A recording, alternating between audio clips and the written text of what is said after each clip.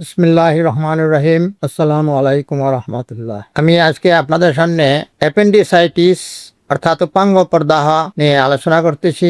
এই রোগ সাধারণত অ্যাপেন্ডিক্সের মধ্যে সীমাবদ্ধ।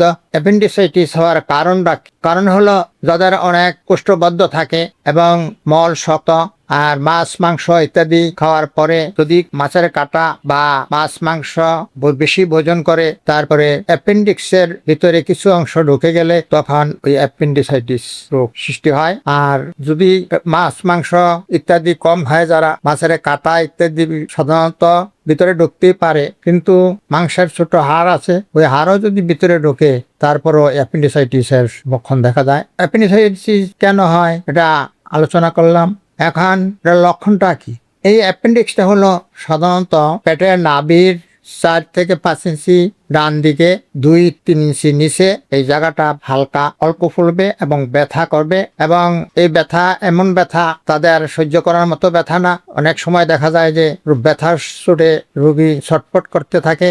এই ব্যথা হওয়ার সাথে সাথে ডাক্তারের শরণাপন্ন হওয়া উচিত, কারণ 24 ঘন্টা বা তার চেয়ে একটু বেশি হইলেই হয়তো ফেটে যেতে পারে এবং তখন ভীষণ সমস্যা হয়ে যেতে পারে। এই ব্যথা হওয়ার পরে দেখা যায় যে সমস্ত পেটটা পুরো ব্যথা সরে যেতে পারে এবং বমি বমি ভাব থাকে, আবার বমি হইতেও পারে, খাবারে অরুচি হয়, অক্ষুধা দেখা দেয়, খাবার হজম হয় না, বিভিন্ন উপসর্গ দেখা দেয়। আরো লক্ষণ হলো তার সমস্ত শরীরটা অতিরিক্ত কম্পন সৃষ্টি হয়ে যায় এবং জ্বর আসে। অল্প অল্প প্রথম জ্বর আসতে পারে, তারপরে অ্যাপেন্ডিক্সের যে জায়গাটা, ওই জায়গাটা দেখলে কিছুটা লাল বর্ণ মনে হয়। এটা পরে ইনফেকশন হয়ে মারাত্মক ক্ষতি হইতে পারে।